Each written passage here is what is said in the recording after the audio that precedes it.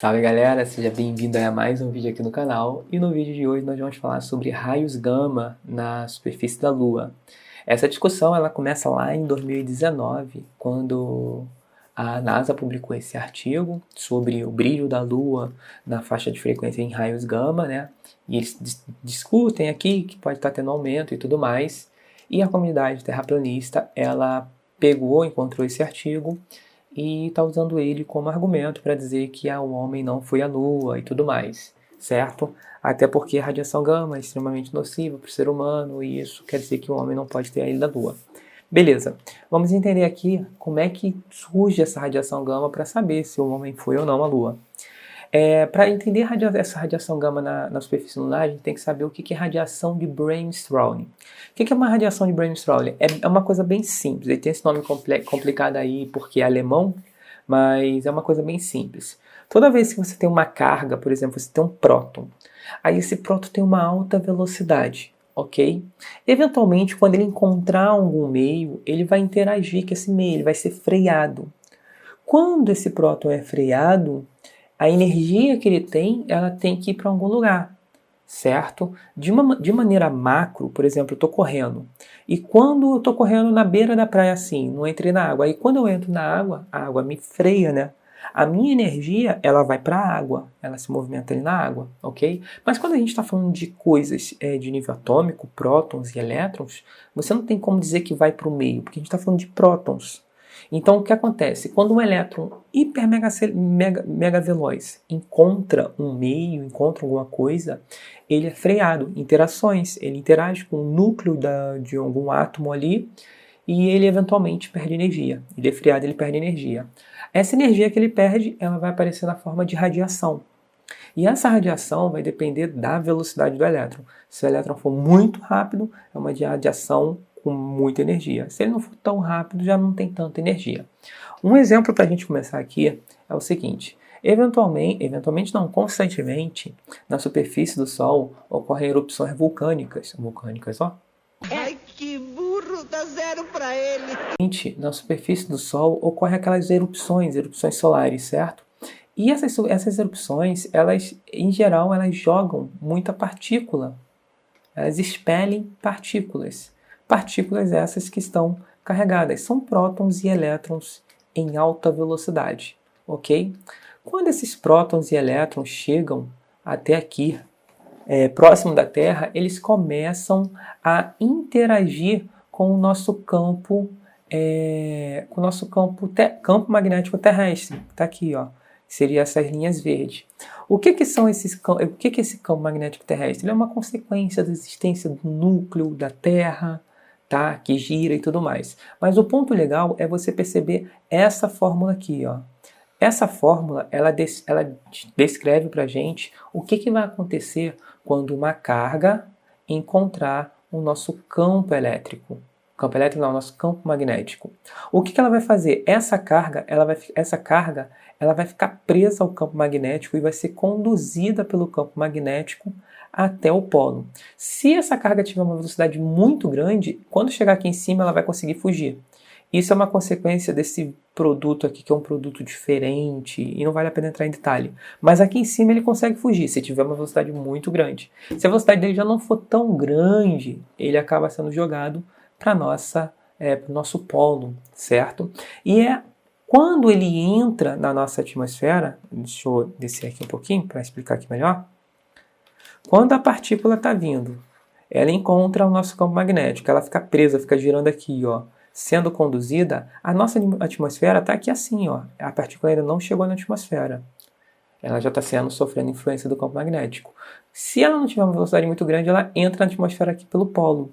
Quando ela entra na atmosfera, ela tem uma certa velocidade, ela é freada pela atmosfera e essa frenagem faz com que a partícula libere a sua energia cinética na forma de radiação e aí acontece aquele fenômeno chamado aurora, que tem a aurora boreal e a aurora austral, né?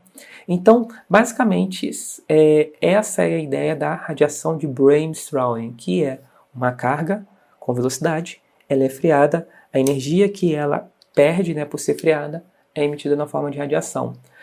Isso a gente consegue fazer até aqui na Terra, não são só as partículas que vêm do Sol. A gente contém um sisteminha que a gente cria, tá? Um eletrônico, passa elétron, arranca elétron de um lado para o outro, e a gente usa isso para fazer o quê? Produzir raio-x. O raio-x tem o mesmo princípio. Eu vou fazer um esqueminha aqui embaixo, básico. Você tem duas fontes de energia, tem uma fonte que vai fazer os elétrons passarem por um fio de tungstênio, que seria uma espécie de lâmpada. Aí você tem uma outra fonte de energia que coloca uma diferença de potencial aqui. E aqui os elétrons saem daqui por causa do campo elétrico, da diferença de potencial. Aí eles vêm com uma velocidade absurda para o lado de cá. Aqui você coloca uma folha de ouro, uma folha de chumbo num certo ângulo. Quando ele bate, e essencialmente ele libera energia na forma de raio-x. Aí tem todo um aparato aqui que pega essa radiação, né? Em raio-x, colima, acerta e joga no paciente para você eventualmente gerar ali um raio-x, ok? Então, essa teoria não é uma teoria, não é uma hipótese, isso já é provado, tem aplicação médica, ok? A gente produz raio-x dessa maneira. O ponto legal é que, no caso da nossa Lua, ela não tem campo magnético.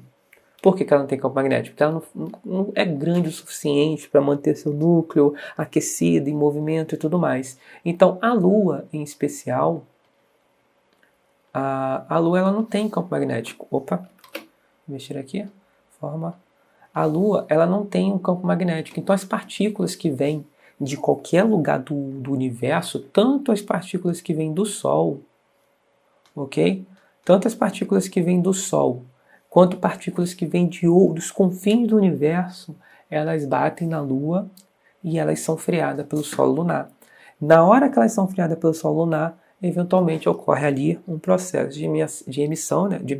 Um processo de surgimento de radiação do tipo brainstorming, que é através da frenagem dessas partículas. O ponto legal é que a gente não tem só o Sol. O Sol tem as partículas dela, a gente ainda sofre uma influência, às vezes tem uma atividade solar muito grande e tudo mais. Mas, na verdade, a gente recebe partículas de todo lugar do universo, o tempo todo, tá? Às vezes tem uma intensidade maior, uma intensidade menor, e eventualmente essas partículas elas podem ter sido originadas de supernovas, ok? E quando tem supernovas, quasares, que são eventos astronômicos muito mais energéticos do que uma simples emissão de radiação do Sol, uma simples erupção na superfície do Sol, as partículas que têm origem de quasares, de supernovas, elas têm muita velocidade, muita velocidade.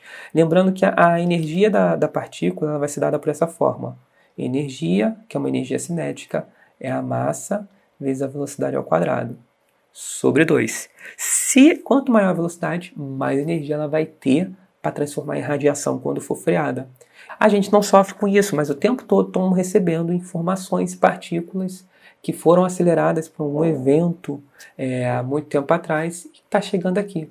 Então, a Lua ela pode servir para a gente como um detector para saber se a gente está passando por uma frente de partículas de altas energias, essa radiação cósmica e tudo mais. Então, pessoal, basicamente é assim que é produzido a radiação gama na superfície lunar. Não é uma característica da Lua em si, não é a Lua que produz, melhor dizendo. Na verdade, ela é simplesmente alvo de partículas pelo fato de não ter campo magnético protegendo.